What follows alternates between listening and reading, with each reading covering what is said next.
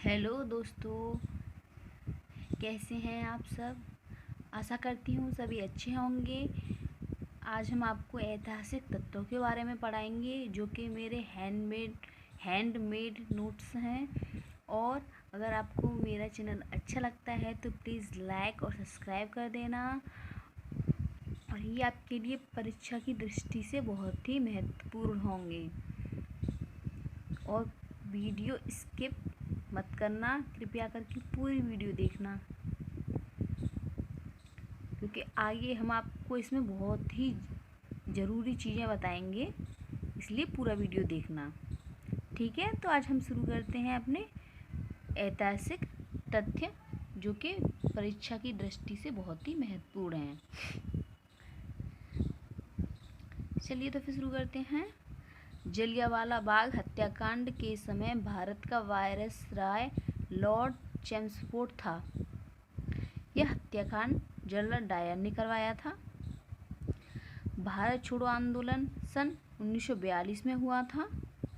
महात्मा गांधी ने दांडी यात्रा साबरमती अहमदाबाद से प्रारंभ की थी। कलिंग युद्ध के नरसंहार से दुखी होकर सम्राट अशोक ने फिर कभी युद्ध न करने का निश्चय किया।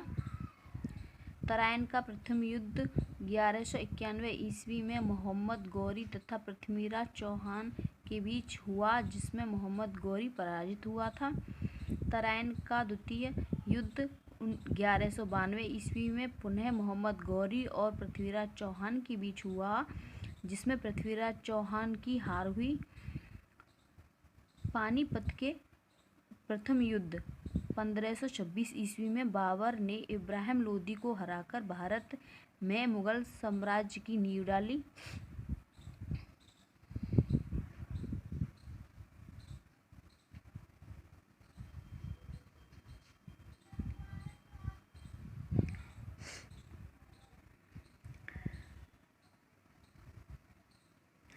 पानीपत के द्वितीय युद्ध 1526 ईस्वी में अकबर ने हेमू को हराकर अफगान शासन का अंत किया तथा मुगलों का राष्ट्र निष्कासित हो गया।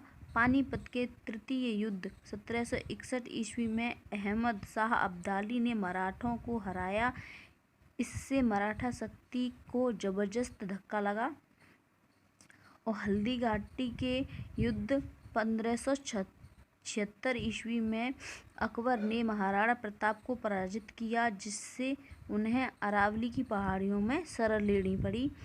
प्लासी के युद्ध 1757 ईस्वी में क्लाइव के नेतृत्व में अंग्रेजों के नवाब सिराजुद्दौला को हराया। इसमें भारत में अंग्रेजी राज्य की नींव पड़ी। बक्सर के युद्ध 1764 ईस्वी में हेक्टर मुनरो के नेतृत्व में अंग्रेजों ने मीर कासिम, शुजाउद्दौला तथा शाह आलम द्वितीय की संगठित सेना को हराया। इस विजय ने अंग्रेजों को भारत में सर्वोच्च शक्ति बना दिया। भारत और पाकिस्तान युद्ध 1965 ईस्वी में हुआ था, में अनिर्णित रहा तथा ताशकंद समझौते द्वारा पुनः शांति स्थापित की। भारत पाक युद्ध हुआ था 1971 ईस्वी में।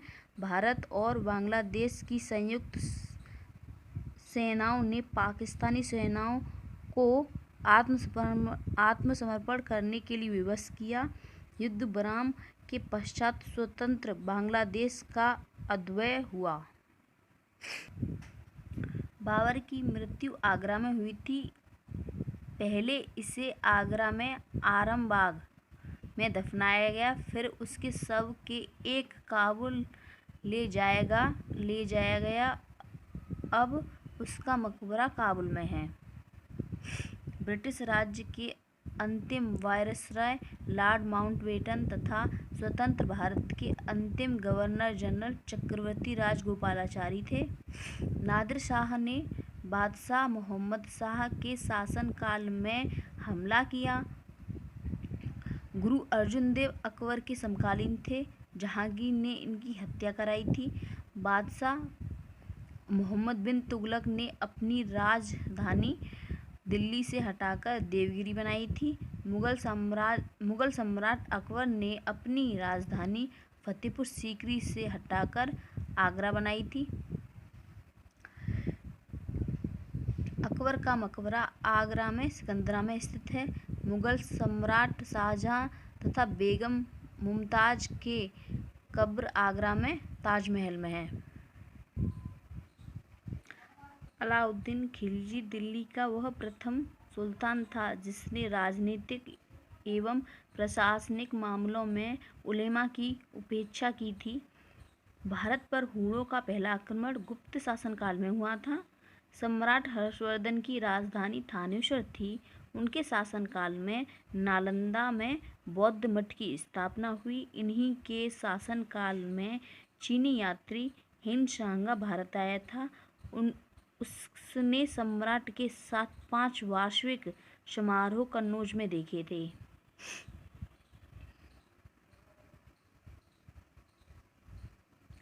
बाणभट्ट ने हर्षचरित्र लिखा था। तैमूर लंग के आक्रमण से भारत में तुगल वंश के शासन का अंत हुआ। महाकवि कालिदास सम्राट चंद्रगुप्त द्वितीय के शासन काल में थे। कालिदास को भारत का शेक्सपियर कहा जाता है। भारत पर आक्रमण करने वाला पहला मुस्लिम आक्रमणकारी मोहम्मद बिन कासिम था। महाकवि तुलसीदास अकबर तथा जहांगीर के समकालीन थे। महमूद गजनवी ने भारत पर 17 बार आक्रमण किया था। मोहम्मद गौरी ने सन 1186 में भारत पर आक्रमण करके लाहौर को जीत लिया। सम्राट चंद्रगुप्त मौर्य के शासनकाल में मेगस्थनीज भारत आया। वह सेल्यूकस का दूत था। आगरा में एतमादुद्दौला का मकबरा नूरजहां ने बनवाया था। आदि ग्रंथ का संग्रह गुरु अर्जुन देव ने किया था। और हाँ, एक और क्वेश्चन है जो परीक्षा में बहुत ज़्यादा पूछा जाता है, क्रम से लगाने के लिए बहुत ज़्यादा आता है ये।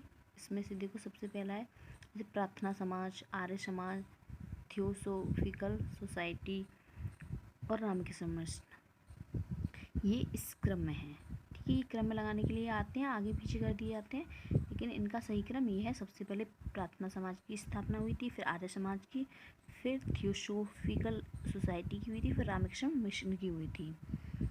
अच्छा दोस्तों, अब हमारे अपनी वीडियो को यहीं समाप्त करते हैं। अगर आपको हमारी वीडियो अच्छी लगी हो तो कृपया करके लाइक और सब्सक्राइब कर देना। Thank you so much.